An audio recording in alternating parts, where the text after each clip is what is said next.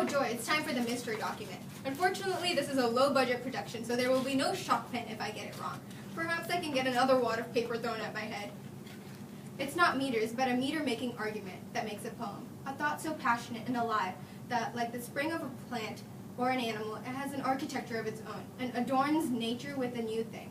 The thought and the form are equal in the order of time, but in the order of Genesis, the thought is prior to the form. The poet has a new thought. He has a whole new experience to unfold.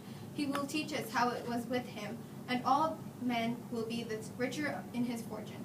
For the experience of each new age requires a new confession, and the world seems always waiting for its poet.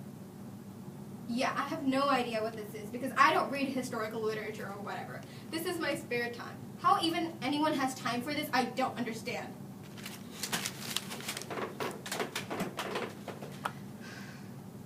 Oh, apparently it was The Poet by Ralph Waldo Emerson, where he talks about what makes a poet and how his feelings are hidden within his work, blah blah.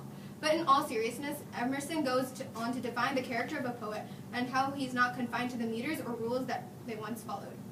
Americans have broken free of the English style of literature. The Civil War gave America its own great tales to romanticize and exploitate. The impact of the literature on its readers is uncanny, for dramatic writing would only evoke the strongest feelings. The Civil War, in essence, made the prospect of death and being forgotten that much more real. Photography, along with dramatic works of literature, emphasized how insignificant human lives can be in the grand scheme, and that heroism in such great movements will be left acknowledged most of the time. Though honorable, selfish intentions remain behind people's deeds, and which, in my opinion, is a sad way of looking at things. Except at this point, it's pretty obvious that all these authors were morally depressed and mildly insane and paranoid.